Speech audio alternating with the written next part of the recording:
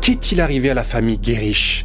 Le papa, la maman, le nourrisson et le chien ont été retrouvés sans vie sur un chemin de randonnée dans la forêt nationale de Sierra, en Californie. Aucune trace de crime, aucun indice. Leur mort est un mystère. Voici l'histoire vraie de la famille Gerrish.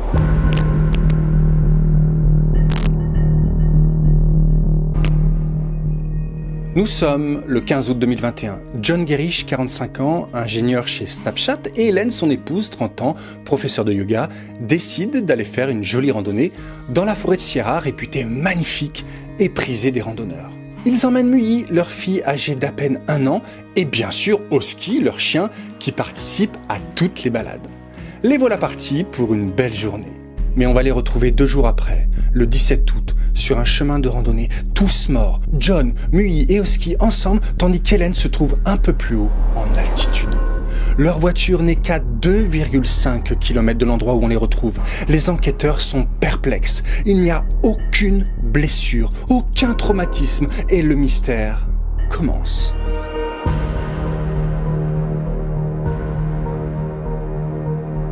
Quatre morts et pas le moindre indice. Toutes les hypothèses vont être interprétées. Plus de 30 services, dont le FBI, sont sur l'affaire. Les corps ne comportent pas de blessures. On exclut alors rapidement l'accident ou l'homicide. On se tourne vers la météo. Peut-être aurait-il été victime de la foudre ? Mais ce 15 août a été une des plus belles journées de l'année. Pas un nuage, pas un orage. On pense alors à une intoxication. Les enquêteurs vérifient si d'anciennes mines d'or abandonnées auraient pu laisser fuir du monoxyde de carbone. Mais rien, pas un seul trou dans un diamètre de 20 km. Alors, on va enquêter sur la famille. On va chercher des causes d'un possible suicide collectif. On fait des prélèvements, mais on ne trouve aucune trace de drogue et d'alcool dans le sang. Pas de trace non plus de cyanure. Aucun médicament dans les affaires ou dans les corps des victimes. Je suis ici depuis 20 ans et je n'ai jamais vu de décès comme celui-ci. Vous arrivez sur place et tout le monde est mort. Il n'y a pas de blessure par balle, pas de flacon de médicaments, pas un seul indice, déclare Jeremy Breeze, shérif du comté de Mariposa. Suite à la macabre découverte, les autorités décident de fermer l'accès au sentier. Raison ? Danger inconnu. Une autre piste va alors être explorée.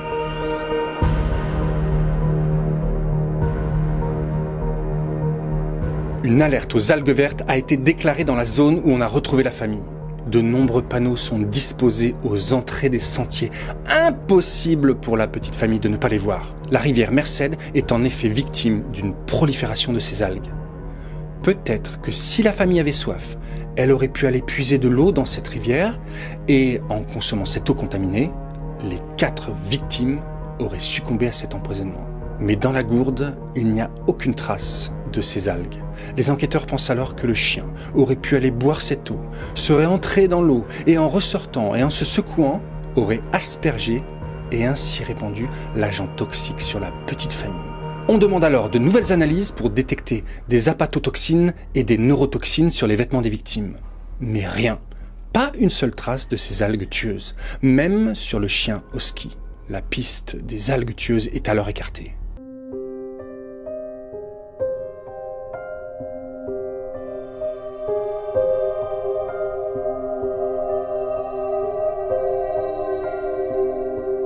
Les enquêteurs vont reprendre le déroulé. Avec le téléphone retrouvé sur John et de nouvelles analyses sur les corps des victimes, ils vont réussir à comprendre, plusieurs mois après, ce qui s'est vraiment passé. Le couple est parti vers 7h30 du matin. John, randonneur expérimenté, prévoit de faire une boucle de 13 km. Un seul bidon d'eau de 2,5 litres est emporté. Il sera retrouvé vide à proximité de la petite famille. Or, ce jour-là, il faisait très chaud, très chaud. Les relevés météorologiques ont noté des pointes de température atteignant 43 degrés dans cette zone montagneuse.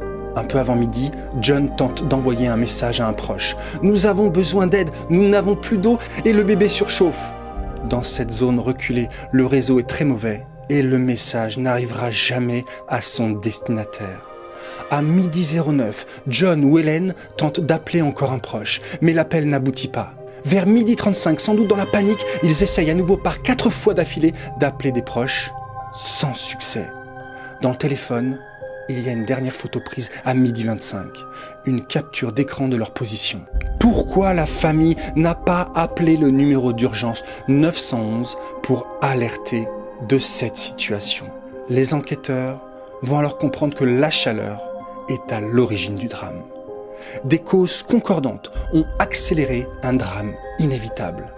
Un récent incendie avait brûlé la végétation et le chemin de randonnée sur lequel ils évoluaient ne comportait aucun point d'ombre et était propice à une surchauffe intenable.